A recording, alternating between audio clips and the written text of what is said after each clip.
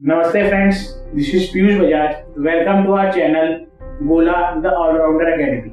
आज हम mental health के बारे में बात करेंगे। मेंटल हेल्थ क्या होता है, मेंटल हेल्थ को हमें समझना क्यों जरूरी है, मेंटल हेल्थ के टाइप्स क्या होते हैं और हमारे बॉडी का और हमारे माइंड का क्या रिलेशन है और उसका पॉजिटिव रहना कितना जरूरी है और हमारी माइंड पावर और हमारी थिंकिंग क्या कर सकती है, हमको ये भी आज समझना है।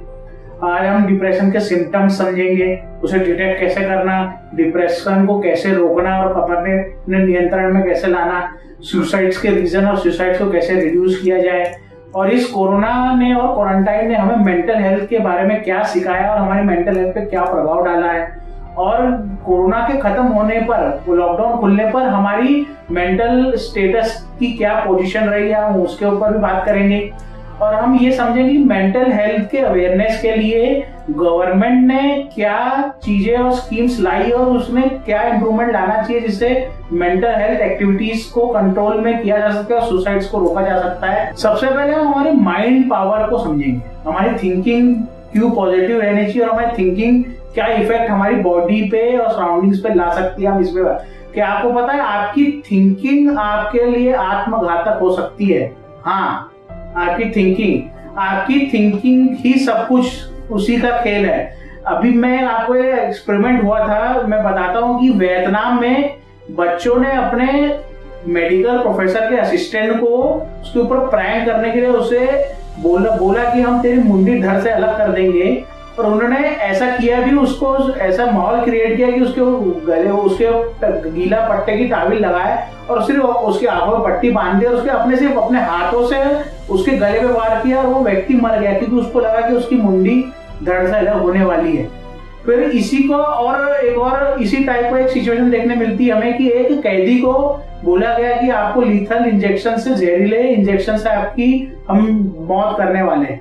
तो उसे बताया गया, उसको जहरीला इंजेक्शन भी दिखाया गया, ऐसा पूरा वातावरण क्रिएट किए, पर जब उसको दिया जा इंजेक्शन देने वाला था उसकी आंखों में पट्टी बांध दी और मात्र एक मामूली सी सुई उसे कंधे पे चुभाई गई और वो उससे मर गया। बाद में पता चला कि उसकी बॉडी ने ही जहर उत्पन्न कर लिया था जिससे वो मर गया। यानी हमारी बॉडी और सोच किस हद तक प्रभावित करती है हमारे शरीर को, आप इसमें देख सकते हैं। कैंसर पेशेंट्स में भी ये देखा गया है, अगर जिनकी जो मेंटल स्थिति अगर एकदम पॉजिटिव थिंकिंग और गुड हेल्थ में है तो उनमें कैंसर की रिकवरी रेट के चांसेस 40% तक बढ़ जाते हैं। और यही उसके विपरीत जो डिप्रेस था, जो सैड था, जिसकी मेंटल स्टेट अच्छी नहीं थी, उसकी कैंसर पेशेंट की हेल्थ में डिटोरेशन देखा गया, उसको मेडिकेशन बराबर उसकी बॉडी एक्सेप्ट नहीं कर रही थी। और कई बार ऐसा इंस्टेंस होता है कि कैंसर पेशेंट्स को टाइम दे दिया जाता है कि आपके पास अब जीने के लिए 1 साल या 2 साल ही बचे हैं, तो बिगड़ी हुई मेंटल हेल्थ के कारण उसमें भी डिटोरेशन देखा गया कि जहां उसके पास 2 साल 1 साल जीने के चांसेस थे वो 6 महीने तक, 3 महीने तक गिर चुके हैं अगर आपकी मेंटल हेल्थ सही नहीं रहती है तो। मेंटल हेल्थ और डिप्रेस स्टेट में ये भी देखा गया है कि आपका जो लीवर है उस पर इफेक्ट पड़ता है, आपको डायबिटीज होने के चांसेस बहुत अधिक हो जाते हैं और आपको कार्डियोवैस्कुलर डिफॉर्मिटीज और हार्ट प्रॉब्लम्स की भी चांसेस बहुत बढ़ जाती है। तो इसलिए आपको पॉजिटिव रहना और हेल्दी गुड माइंड की बहुत आवश्यकता है। अब हम जानेंगे कि मेंटल हेल्थ क्या होता है। WHO की डेफिनेशन के अनुसार mental health is the absence of mental illness and utmost wellbeing. It is the level of satisfactory functioning of someone with minimum changes in his behavior and emotional adjustments। है ना, इसका मतलब ये है कि आप कोई सी स्थिति में किसके अनुसार आपके काम में, आपके जीवन शैली में कोई फर्क नहीं आना चाहिए। सिचुएशन में आपको जिस तरह के आपके इमोशनल बिहेवियर होना चाहिए वैसे ही होना चाहिए, वो इमोशन और वो बिहेवियर आप पर हावी नहीं होना चाहिए। आपके उससे जीवन दरिया में, आपकी सोच में, आपके डे टू डे लाइफ में उस पर इफेक्ट ना आए, और वो उसी को मेंटल हेल्थ कहते हैं। टाइप्स ऑफ मेंटल इलनेस, उसमें से एक प्रकार है सिजोफ्रेनिया, जिसमें इंसान की सोचने की, बोलने की और इमोशंस को रीड करने की और इमोशंस दिखाने की क्षमता खत्म हो जाती है और वो उसकी मेमोरी में भी बहुत इफेक्ट पड़ता है। एक होता है PTSD, post stress traumatic disorder. इसमें क्या होता है कि आदमी कोई भी एक भयानक चीज से जो गुजरता है, उसको जो सदमा पहुंचता है, वही उसी को बार बार उसके दिमाग में हावी होना, जिससे वो अपने दूसरे कार्य नहीं कर पाता। एंजाइटी यानी बहुत ज्यादा कोई चीज का डर होना और घबराहट होना, और डिप्रेशन। डिप्रेशन है जिसके बारे में आज बात करेंगे, वही सबसे बड़ा कॉज है मेंटल इलनेस का, और वही हमें सुसाइड्स पे लीड करता है। तो डिप्रेशन क्या है? डिप्रेशन वो है कि जो हमें एक ही चीज और एक ही थॉट के ऊपर बार बार सोचना और उसी के ऊपर सोचते रहना, जिससे हमारी डे टू डे लाइफ में और हमारी एक्टिविटीज में फर्क आ जाए। हमें सैडनेस फील होना, लोनलीनेस फील होना, एम्प्टीनेस फील होना, अकेलापन लगना, और ना कोई भी कार्य में रुचि ना लेना, जो हम पहले काम करते थे वो भी नहीं करना। ये सब डिप्रेशन की निशानियां हैं। और हम कैसे दूसरों को, हम कई बार क्या होता है, हम डिप्रेस है पर हम समझ नहीं पाते, तो हम कैसे समझे कि हम डिप्रेस है और हम उसके ऊपर कैसे मदद कर सकते हैं, हम ये जानेंगे। आपके मूड के ऊपर सबसे पहले डिप्रेशन में इफेक्ट होता है कि आप हमेशा उदास फील करते हैं, कभी भी आप चिड़चिड़ापन, आप छोटी छोटी बातों में गुस्सा हो जाते हैं, इरिटेट फील करते हैं, आपको कोई चीज के ऊपर प्रेशर है, ये हो सकता है। आपके खान पान में क्या बोलते हो सकता है, जो चीज आपको पहले बहुत पसंद थी, जो डिशेस अभी आपको उसमें इंटरेस्ट नहीं है, पहले से आपको ज्यादा खाने लगे हैं या पहले से आप बहुत कम खाने लगे हैं, उसमें फर्क आ सकता है। आपके सोने के पैटर्न में फर्क आता है, जैसे कि आप जरूरत से ज्यादा सोने लगे हैं या बिल्कुल नहीं सोते हैं, या आपको बराबर नींद नहीं होती है, आप हमेशा थके हुए रहते हैं, आप हमेशा अकेला महसूस करते हैं, आप जीने की आपकी इच्छा खत्म हो जाती है, और जो चीज में आपको पहले मजा आता था वो खत्म हो जाता है, आप अपनी हॉबीज से रुचियां छोड़ने लगते हैं। ये उसके सिम्टम्स है जिसे हम डिटेक्ट कर सकते हैं, और यही चीजें हमें हमारे फ्रेंड और फैमिली में भी समझनी चाहिए और उसको डिटेक्ट करना चाहिए, जिससे हम कि उसके डिप्रेशन का इलाज कर सके।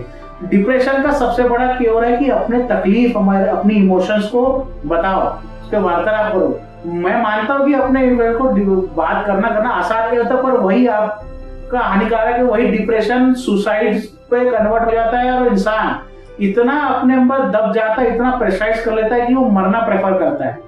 तो डिप्रेशन को रोकने का और सुसाइड को रोकने का ही इलाज है कि डिप्रेशन को पकड़ो और बातचीत करो, अपने प्रॉब्लम्स को कैसे सॉल्व किया जाए, उसके सॉल्यूशन निकाले, जो कि हम आपस में बात करके कर सकते हैं। लाइफ में जानता हूं कि आसान नहीं है, कोई ना कोई अड़चन आती है, प्रेशर आता ही है, आपको डर रहता है, वो एक हिसाब से जरूरी भी है तुम्हारे भविष्य के बारे में सोचना उसका, पर वही चीज को अपने ऊपर हावी हो देना, वही इमोशन को लेके बैठ जाना जो कि आपको मौत के प्रति वो कर दे, तो वो बहुत गलत है। हमें इसे आपस में बात करके सुलझाना चाहिए। अपने इंडिया में मेंटल हेल्थ और डिप्रेशन के बारे में इतना इग्नोरेंस है कि लोग जब अपनी बातें करने लगते हैं, मैं डिप्रेशन बताते तो उसे हम बोलते हैं तू जा रहे, तू पागल है।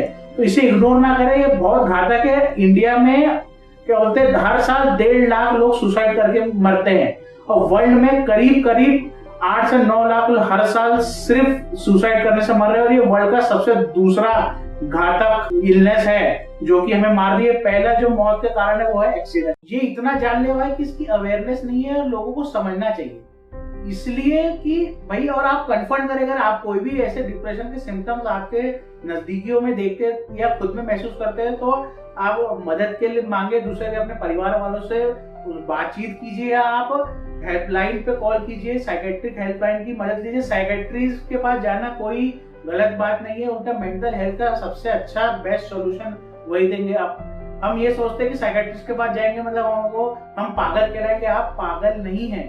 आपका बिल्कुल हो सकता है आपको बस एक बीमारी है जो कि बहुत आसानी से सुलझाई जा सकती है। स्ट्रेस है, मैं जानता हूँ कि स्ट्रेस एक बहुत खराब चीज है, पर वो स्ट्रेस का ओवर बर्डन वो अच्छी चीज नहीं है। वो स्ट्रेस को हम दूसरों से बातें करके सुलझा सकते हैं।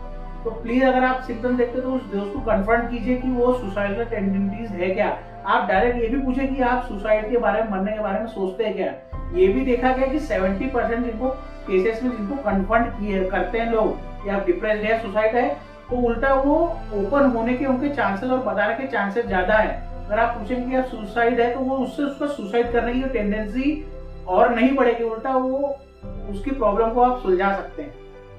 और इंडिया में बिल्कुल भी इस चीज की अवेयरनेस नहीं। इंडिया के अगर आप आंकड़े देखें तो कोई भी एज ग्रुप में क्या बोलते हैं सुसाइडल टेंडेंसीज, यानी सुसाइड देखा गया 16 से लेकर 45 साल के हर व्यक्ति में देखा गया है सुसाइड। और इंडिया में तो स्टूडेंट्स यानी यूथ जो है, जो कि क्या बोलते हैं 18 से 25 साल के बीच में आता है, वो हर साल इस टाइप का स्टूडेंट 10,000 से ज्यादा स्टूडेंट्स हर साल आत्महत्या करते हैं कि उनको कोई एग्जाम का स्ट्रेस है, एम्प्लॉयमेंट का स्ट्रेस है।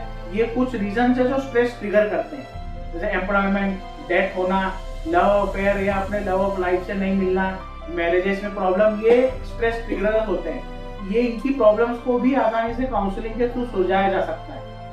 और हमें काउंसलिंग के प्रति क्या बोलते हैं अपना टूवर्ड्स जाना चाहिए, जिससे हमें वो काउंसलिंग और साइकेट्रिक हेल्प कोई बुरी बात नहीं है। पर साइकेट्रिक हेल्प मिले कैसे कि जो क्योंकि साइकेट्रिक हेल्प हमारे इंडिया में ही बहुत कम है।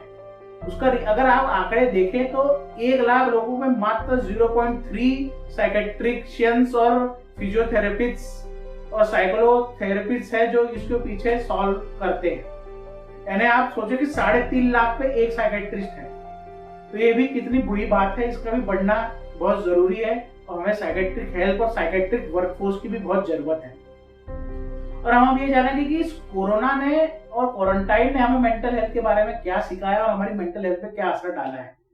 कोरोना में ये अच्छी बात है कि लोगों, क्योंकि अभी सब लोग अकेलापन फील कर रहे हैं, सब आइसोलेटेड है, सब एक ही जगह में बंधे हुए हैं कि फ्रीडम, उनके काम करने का तरीका, उनका खान पान और उनको आजादी में बंदिशें आई हैं, तो लोग दूसरे की भी भावनाओं को और मेंटल हेल्थ को समझ रहे हैं क्योंकि वो खुद भी एक आइसोलेशन फील कर रहे हैं और लोगों से जितना वो अपना day to day life activities कर पाते थे वो नहीं कर पा रहे हैं।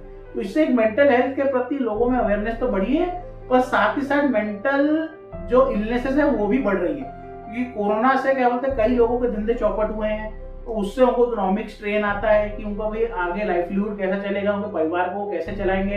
हम आगे जैसे स्टूडेंट्स में एजुकेशन का एग्जाम का फियर बढ़ा है कि कब क्या होगा, हमारी लाइफ आगे कैसे होगी, मैं अच्छे स्कोर नहीं करूंगा तो फिर अच्छे मार्क्स नहीं आ पाएंगे। इस क्वारंटाइन ने उसका भी स्ट्रेस बच्चों में बढ़ाया है, उससे भी एंजाइटी और डिप्रेशन के और डिस्ट्रेस के केसेस बहुत बढ़े हैं।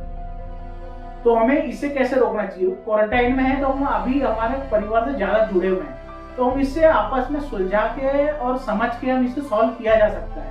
ये क्वारंटाइन से और कई जैसे कोरोना से भी कई लोगों से अचानक से मृत्यु होने से जो अचानक से जो सोल अर्निंग था वो व्यक्ति मर जाता था, दूसरे लोगों पे भी उसका एक स्ट्रेस बहुत बड़ा है। तो हमें इसे आपस में कैसे सुलझाना, इसे हमें इस पर काम करना चाहिए। और ये कोरोना खत्म हो जाएगा तो इनकी चांसेस और बढ़ने वाली है मेंटल इलनेस की, क्योंकि हर तरफ से नुकसान हुआ है इंसान को, मेंटल आइसोलेशन में गया है इंसान, तो इसकी अवेयरनेस बढ़ेगी और बढ़ भी रही है। गवर्नमेंट ने पहले भी हेल्पलाइंस थी पर अभी और हेल्पलाइंस बनी। अभी सर्वे के अनुसार जो अभी 22,000 जो हेल्पलाइन कॉल्स है कि वो लोग डिप्रेस्ड और आइसोलेटेड फील कर रहे हैं, तो उनको साइकेट्रिक हेल्प कॉल के थ्रू प्रोवाइड की है, उनको आइसोलेशन से रोका गया, उनको बोला गया कि भाई आप थोड़ा सा जुड़े। सोशल डिस्टेंसिंग हमें पालन करना है, पर सोशल डिस्टेंसिंग का ये अर्थ नहीं कि हमें किसी से बात नहीं करनी है। सोशल डिस्टेंसिंग बोलते आपको फिजिकल टच दूर रखना है। सोशल डिस्टेंसिंग हमें फिजिकल डिस्टेंसिंग का पालन करना है। सोशली आप एक्टिव रहिए, आप बात कीजिए लोगों से, इससे वो अकेला महसूस ना करे, डिप्रेस महसूस ना करे। और कोरोना के बाद मेंटल इलनेस बढ़ने के चांसेस जो अभी ग्राफ आया है उस हिसाब से जो अभी स्थिति है उससे कम 5 से 8% और मेंटल इलनेस के केसेस बढ़ने वाले हैं। तो ये बहुत घातक है और इसके लिए हमारे वर्कफोर्स की हमें बहुत जरूरत पड़ेगी, साइकेट्रिस्ट की, जो कि वो भी बहुत कम है हमारे देश में।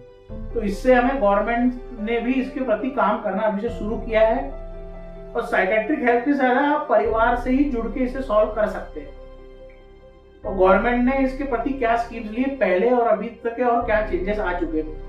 मैं ये बोलूंगा कि गवर्नमेंट थोड़ा देर आई, पर 1987 में first mental health bill pass हुआ था जो मेंटल हेल्थ के बारे में, उसके एक्नॉलेजमेंट के बारे में, उनके मेंटल हेल्थ पेशेंट्स की राइट्स के बारे में बात करता था।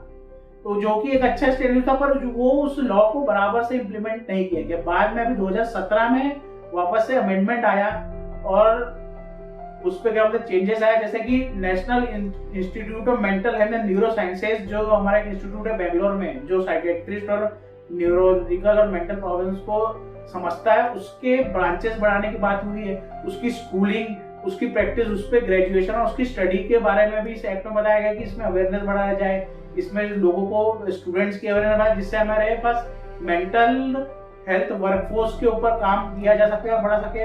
अभी कोरोना के पेंडेमिक के चक्कर में लोगों को जो मेंटल इलनेस की इंपॉर्टेंस समझी, उससे हमारे इस साइकेट्रिक फील्ड में भी फंडिंग बढ़ी है, जिससे हम और मेंटल हेल्थ फैसिलिटीज पे काम कर सकते हैं। इस पे गवर्नमेंट ने भी फंडिंग लाई है। अभी टेली साइकेट्रिक और ऑनलाइन साइकेट्री के पीछे भी बहुत कुछ काम किया जा रहा है। गवर्नमेंट ने एक स्वच्छ मस्तिष्क अभियान के उस पे कैंपेन भी चालू किया है, उसमें हमें मेंटल इलनेस के बारे में और मेंटल हेल्थ और हमारी बॉडी थिंकिंग के बारे में उसके ऊपर काम किया जा सकता है।